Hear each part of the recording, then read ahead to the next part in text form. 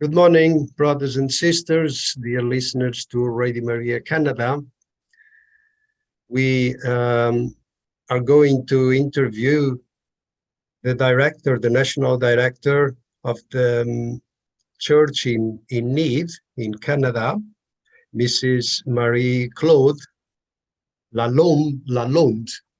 Lalonde, is it okay? It's perfect. Okay, so I guess some of you already know what is the church in need, but we can always know better and know more. And welcome, Mrs. Marie-Claude. And could you tell us a bit of the history before we go into other details? Because some people won't know this organization. Others, like me, know a bit, since I was a missionary in Ethiopia, so I know a bit of this organization. But could we know the questions I would ask you is the ones that start with W. Why, who, and what for? So why was it founded? By who, and what for?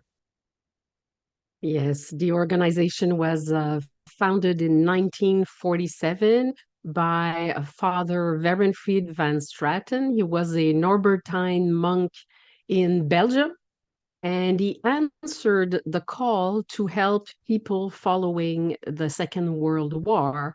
And there were refugees all over Europe, and he wanted to help them.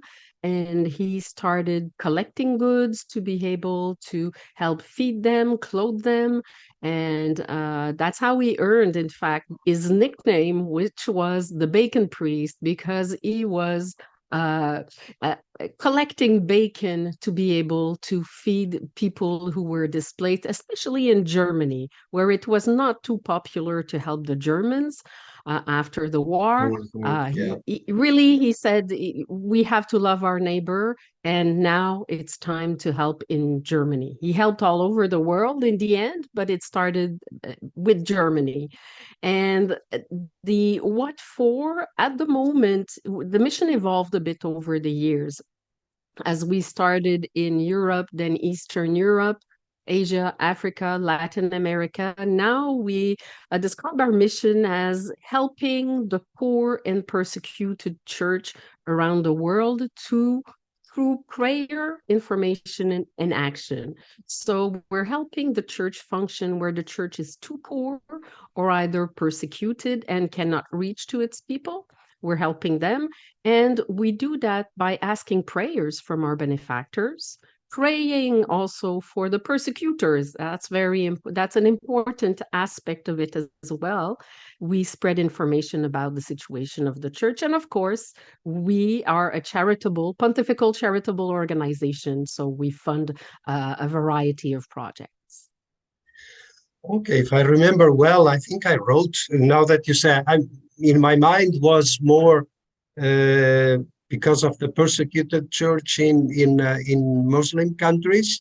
But I know I recall that I wrote a project to the church in need and from Ethiopia, and I think I received funds for, I don't know what the project is, but I know already the organization, which then in lately it has been more concerned with the persecuted church, I believe, because for the church in need for the poor, there are other organizations that are concerned with them. I know a couple of them, but for the persecuted church, mostly in Muslim countries, I believe, this is the only organization. So Yes, how are you? What are you doing for this in the field of persecuting churches, like yes. Pakistan and Iraq, Iran?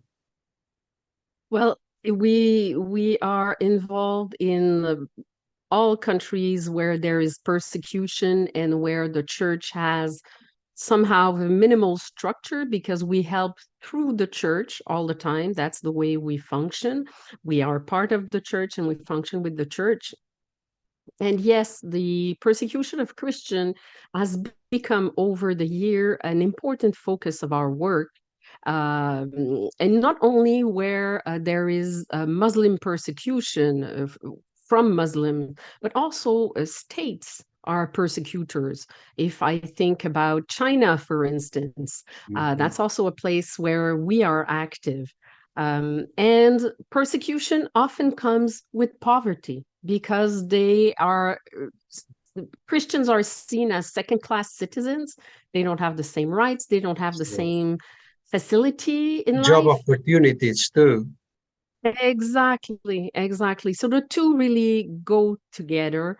And for the past years, it's been a focus and certainly a passion of mine to defend those Christians who are voiceless. Mhm.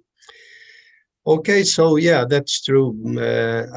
I knew about that. That when you are in places like Iraq, Iran, and probably in India too. You didn't mention India, but also in India, not is not a Muslim country, but the Hindus, they don't regard the Christians the very same way they regard those who practice Hinduism.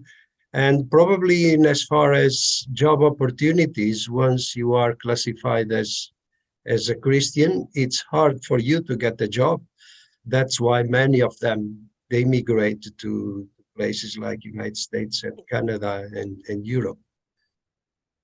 Do you have any helping them sometimes to immigrate when they are really persecuted and they fear for their lives? In fact, our mission is mainly to help them either in their country or in the country where they are displaced. So, other organizations help welcome, for instance, Yeah. Mhm. refugees in Canada, but our main focus is to help those who remain in the countries or Yeah. in refugee camps, because most of the time these are the women alone with children, the elderly, the sick, the handicapped, and these people also need our help. So that's where we help. That's the field that we are active in. Mhm. Well, in as far as help, that well, I'm speaking from my own experience in Ethiopia. When when poverty is not just because it's not tied to a religion or to a belief, but everybody is poor. And I remember in the Catholic missions in Ethiopia, the times of famine, you cannot discriminate that you help the Christians and you don't help the Muslims and you don't help the. So we used to give food to everybody that is in need. So but since you are That's what we a do. Christian organization, how do you do it? If somebody comes to the places where you are and is not a Christian but asks for help, would you help? Absolutely, absolutely. You know, a hungry stomach doesn't have a religion. That's We true. help, we help everybody. And one thing that people might not know is actually, even in Muslim countries, Muslim will knock at the door of the parish church if they need something and then if they are in need, because they know that the church will help. So the church in that regard has a very good reputation, is trustworthy, and Yeah. people recognize that. So everybody comes to the church to ask for help, and we do whatever we can to help people without discrimination based on religion, for instance. Yeah. Yeah, but the distribution, like it was when I was in Ethiopia, so your whatever help you have, it goes through the church, through the Catholic Church in those countries, to Catholic parishes or Catholic missions, isn't it? Absolutely, absolutely. And religious communities as well. For instance, where there is persecution, religious communities often welcome refugees in their Yeah, like convents. monasteries, yes. Okay. Exactly. So we help dioceses, parishes, and religious congregations as well. Okay, so could you name a list of countries, or for our listeners to know, a list of countries that you are in touch with, that you have or that you have in place people that is in contact with you and help out there? Well, we are actually present in 140 countries. Wow, So that's a lot. that's a It's a lot. lot. It's difficult Sometimes to yeah, certain but years even the more. main ones that Well, receive, I since believe we've been, also where there is more danger, where there is more suffering, those should come first in your list. So I would of like course, to hear those that, yeah, and of course you know the problematic in these countries, and you know which ones are harder for a Christian to live, and probably are those are on the top of your list, I guess. yes, yes, we do have such a list. We recently published a report called Persecuted and Forgotten, where we studied the situation in a certain number of countries. It is not a study of all the persecution there is, but of certain countries. And what I can tell you is at the moment is Africa is an important concern because discrimination and persecution is increasing. So we can talk about Mali, Sudan, Nigeria, Ethiopia, Mozambique, for instance. And then we have Asia, where many countries are problematic. We have North Korea. To be honest, I thought the situation was already so awful that it could not get worse. But the conclusion of our report is that, in fact, the situation is still deteriorating in North Korea. And then you have India, Pakistan, China, Burma. Many Mm, countries mm, mm. face that type of problems at the moment. Yes. Oh, are there Christians in North Korea? I mean, There Catholics or There probably are. The thing is, the church is not present as such. We don't know the yeah. numbers, we don't know who they are exactly. But once in a while, we get to know that someone, for instance, was arrested and jailed for owning a Bible or for Ah, yeah. talking about Mm. a religious topic. So we know that there are Christians, but we don't know more than that because it's very difficult to get information from there. And in China, how do you go about it? Because you know there are two churches in China, one that is acknowledged by the politicians, by the government, and the other that is not acknowledged, and it's underground church. So how do you go about it? Well, actually, the difference between, let's say, the two branches of the church, the official church and Yeah. the underground church, um, I would say the space between the two is narrowing more and more. We Uh-huh. have priests that are part of both churches and faithful who are part of, let's say, both churches. In reality, it's one church, but and so there's less and less of a difference.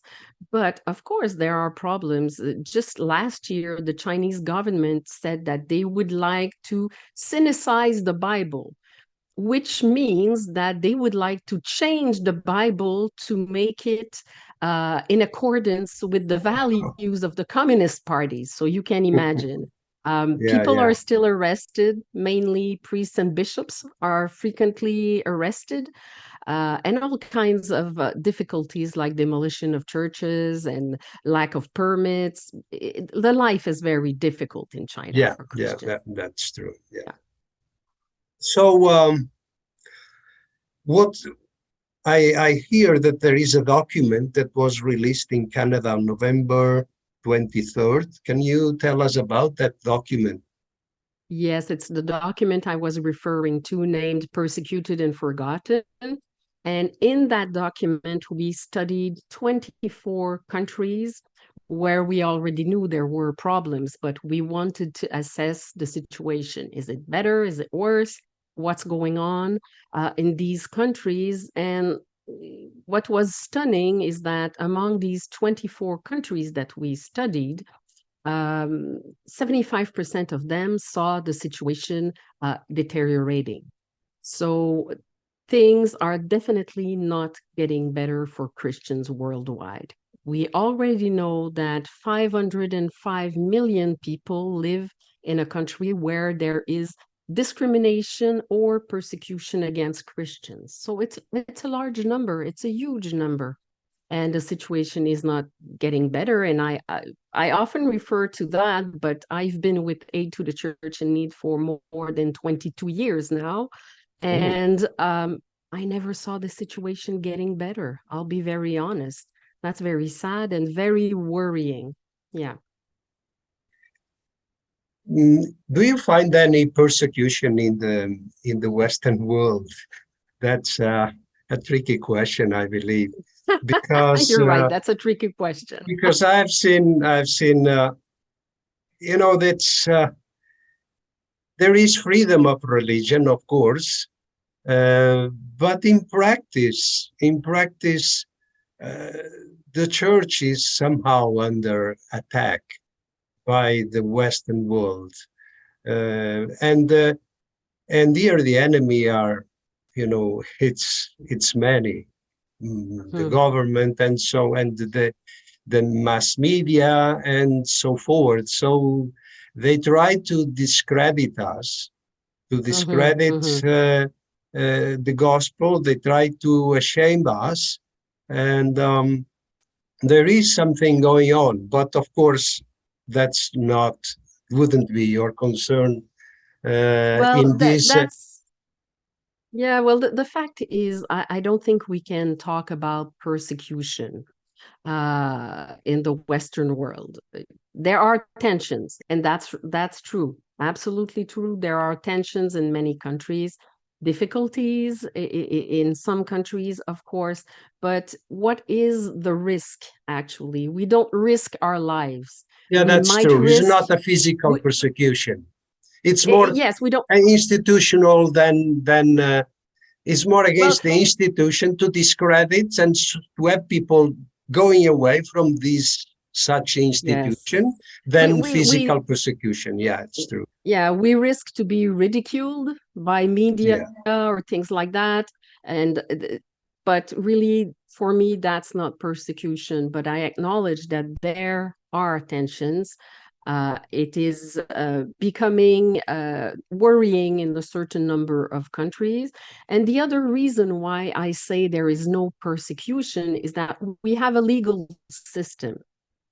We have either administrative courts or regular courts where we can complain, file a complaint, or about being discriminated. yeah, In those mhm. countries where we talked about, they have Yeah. no There is means. no. They have Yeah, no means. So these are the major differences for yeah. me. Okay, so do you have a magazine, a monthly magazine, or 3 monthly magazine? And if you do, could you show it to the camera so that people would know of it? Yes, I don't have it with me. I don't have a copy of these, Okay. but we do have a printed newsletter going out 6 to 8 times a year. And we also Uh-huh. have an e-newsletter going out every weekend. So if people are interested, they can always visit our website, which is acn-canada.org, and over there you will find the information to subscribe to the Okay. newsletters that we Okay. have. Yeah. So the information would be on the website. And can you repeat it Absolutely. again and very much slow so Yes, that people can pick it up and write it whilst you are saying? yes, it's ACN, N like Nancy, acn-canada.org. Okay. So there they will find, and then they can subscribe to those newsletters. Absolutely, and they will find plenty of information about the situation of the church around the world. Yeah, okay. So, and that information is always updated, and this information that you won't find anywhere else because mass media don't care. And those are the news that you really need to be in touch with these organizations. Otherwise, the mass media, I don't have a problem to say it's most of mass media's propaganda. It's their own propaganda, and there is an objective for that propaganda, and certain news that probably interest us as Christians because we should be solidar with them. You remember that the first collection in the church, the first collection of money in the church was invented by Peter and Paul. It was Peter that told Paul, since you visit these countries that are very rich, these towns that are very rich, and so remember the poor people in Jerusalem. And Paul was bringing a collection to the people, to the widows and poor people in Jerusalem, the first Christian community.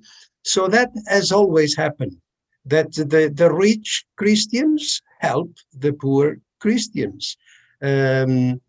Because that's a way of surviving in poor countries, and we in the rich countries, we need to help the church to extend the kingdom of God in these countries, and these people are risking their lives. Some of them don't want to immigrate; that's their land, and they choose to not to run away and to live there, a risky life. So we need to be behind them. So could you tell us ways of helping this church? Certainly, we always say we do our work through prayer, information, and action. Prayer, everybody can pray for these people. Everybody can pray. If you know a little bit about the situation, you can pray about that. And I'm always asking people to pray for persecutors, so their hearts may be touched and changed by our prayers. The other way is getting informed and passing the word around. So if you know about the situation of Christians around the world or in certain countries, please talk about it.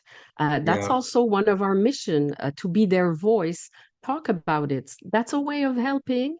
And of course, at Aid to the Church in Need, our mission is to collect donations to help in a more concrete way those populations of Christians that are affected by poverty or persecution around the world. So these are the main ways of helping.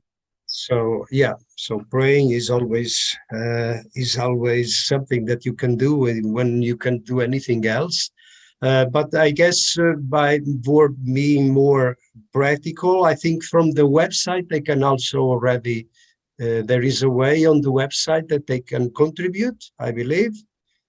Absolutely, and it's a secure website, so people can make donations directly, and they can make donations for the general fund or for specific campaigns that we're having. Yes.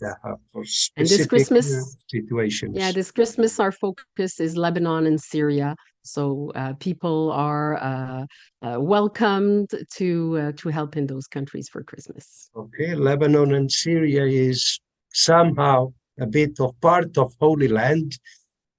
Certainly, Lebanon and Syria, Jesus, as you know from the Gospel, sometimes he got out of Israel and he went up to Lebanon, Tyre, and Sidon. We know that. We have that in the Gospel. And to the Decapolis, the 10 towns that were mostly in Syria.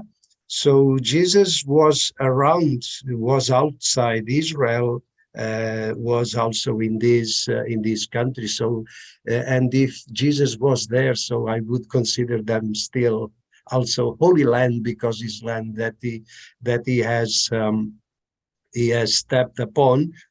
So, dear friends and dear listeners to Radio Maria, here you have this exhortation from the National Director of the Church of the Aid to the Church in Need, the persecuted church, the poor church in poor countries, and of course remember them in this Christmas season. Also because this Christmas campaign will be directed to places where Jesus lived and passed sometimes, and also cured some people. Remember the Syro-Phoenician woman that came to Jesus, and Jesus told her, well, I came for the Jews. The bread should be given for the Jews, not to the lapdogs. But still, she managed to get what she wanted from Jesus, and that by doing that, Jesus was showing that salvation is for all humankind. So I would leave it to you to have the last words, appealing to our listeners, and I wish you good and a Merry Christmas from Radio Maria, Canada. Thank you very much. Thank you. I would invite people really to be in solidarity with other people. We're talking about here persecuted Christians, aid to the church in need, but there are many, many good causes around Christmas. And the important thing is to help our neighbor. And at Aid to the Church in Need, this year we have chosen Lebanon and Syria for the Christmas campaign because they especially need our help, but we are helping in all other countries. And I also wish a Merry Christmas to everybody. Thank you for coming to the program.